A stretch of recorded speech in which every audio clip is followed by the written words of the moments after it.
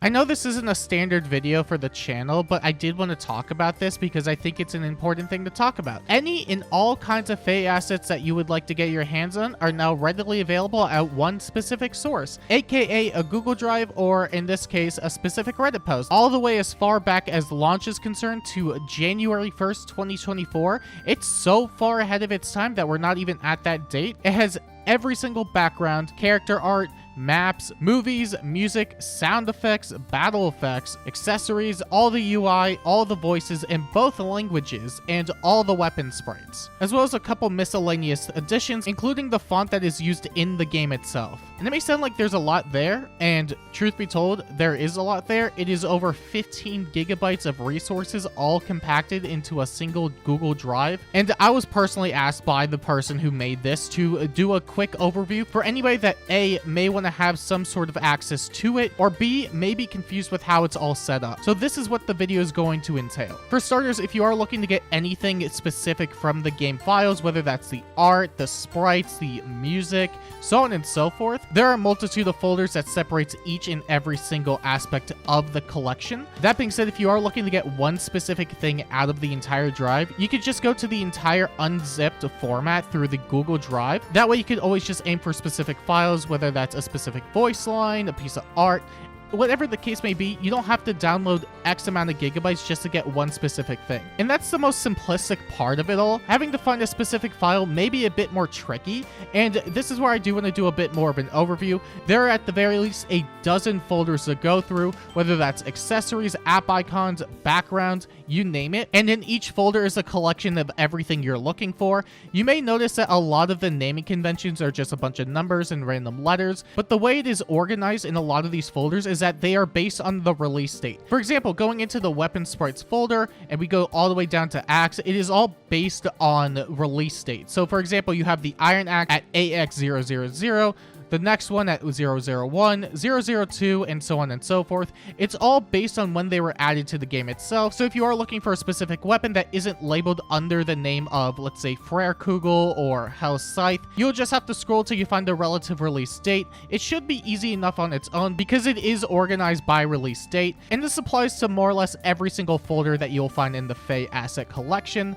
You'll have story backgrounds based on release date, whether that's the Braves, you'll have the seasonals, event backgrounds, you may have something like battle backgrounds, and these are also organized by order of release, the latest one being the Wind Tribe banner. You have all the app icons, and those are by version, and so on and so forth. That's really the big thing you have to keep into consideration when it comes to just looking through the files. It is all based on release date.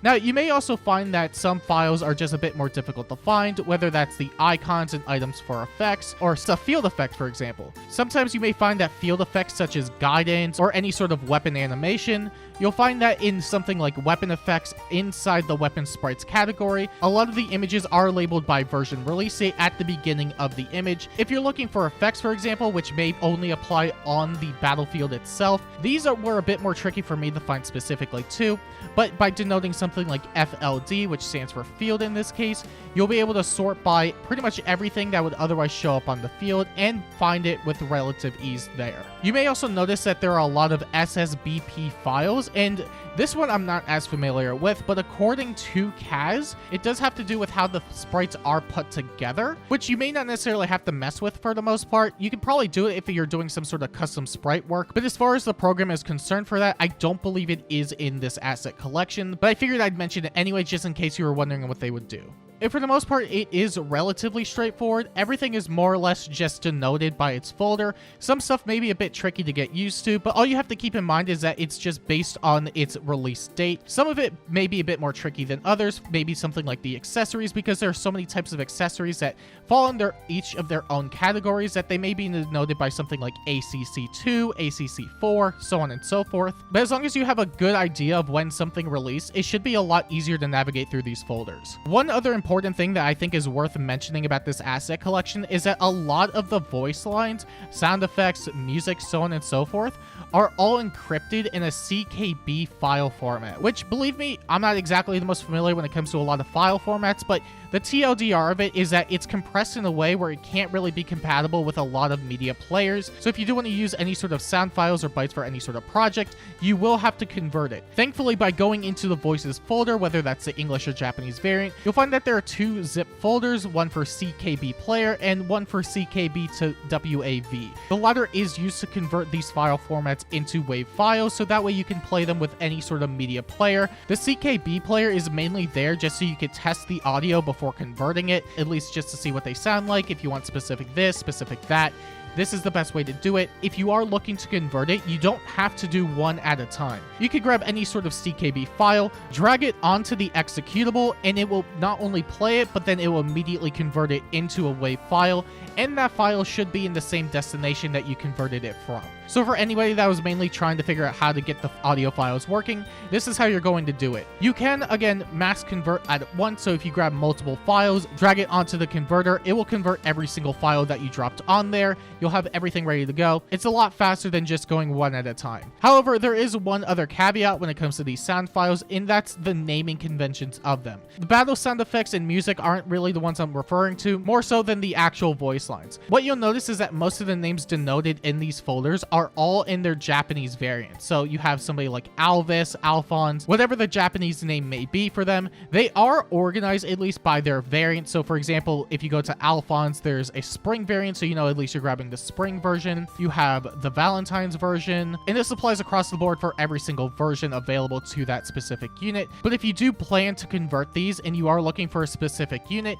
then it may be helpful to pull up a guide, so that way you can at least find the respective name of the Japanese character. One final thing I do want to quickly mention on the matter though is that some Japanese names are somewhat finicky in the folder. It isn't the majority, and it's most definitely a very small, minute amount of them, but you'll find that maybe some of the Japanese names don't necessarily align with the ones in the folder. For example, you may have Jeffrey as the English name, Joffrey as the Japanese names, but in this scenario, you have something called Joffrey, which is Jofre, which doesn't align with either of the first two. You may find that some characters fall into this category, but for the most part, it isn't something you really have to worry about. I just want to mention it just in case you can't find specific characters. Some names are also Japanese only, so you may have to go to a site to get the Japanese name, but for the most part, it's easy enough conversion, and I wouldn't necessarily worry about it. And as far as the overview is concerned, this is more or less going to be the rundown. It's relatively simplistic once you get the basic idea of it. You have basically everything from the mobile game itself, properly organized in their own respective folder by release date, some also tied with specific names, so it shouldn't be hard to find a lot of the assets you're looking for. Some of them will be a bit buried, whether that's in the maps where there's just a load of modes such as Roker Sieges, Mjolnir Strike, or even weapon sprites such as the effects that you get from weapons instead of the actual weapon sprite. You'll find that it's relatively easy to navigate around once you just go through the folders a bit. And again, if you are looking to just get a specific asset, you can always go to the unzipped variant on the Google Drive. And before closing this off, I do just want to quickly mention the creator of this drive. Kaz Kirigiri, one of the original data miners for a lot of the stuff including Game Press, put this whole asset collection together. Took a very long time, just at least talking with him in DMs about it as well. But given the file size of the drive, it is a bit more out of pocket. This isn't a bit where I'm just going to say go donate money to him. It's just something that I figured would be worth mentioning because it does help subsidize the cost at times. At the very least, maybe check out his YouTube channel in the description below. It will definitely at least show some other non-monetary support towards him for at least putting all this together. And going forward, he should be updating this with every respective update. But as far as the asset collection is concerned, that's going to be about it. Again, I'm not really used to making videos like these, but it is something I want to get the word out for. So if you are looking for any sort of asset, you want to make stupid memes, you want to do all sorts of funny stuff with the dialogue and text and assets, this is your go-to place for just getting every single asset necessary. And even for computers that aren't exactly the most powerful, again, you can just grab any asset you're looking for. They're easy enough to find once you understand the system, and really just have fun with it. Spread the word around if you can. Asset collection, everybody around. More people having fun with this type of stuff, the better. Closer. I don't have a closer. Goodbye.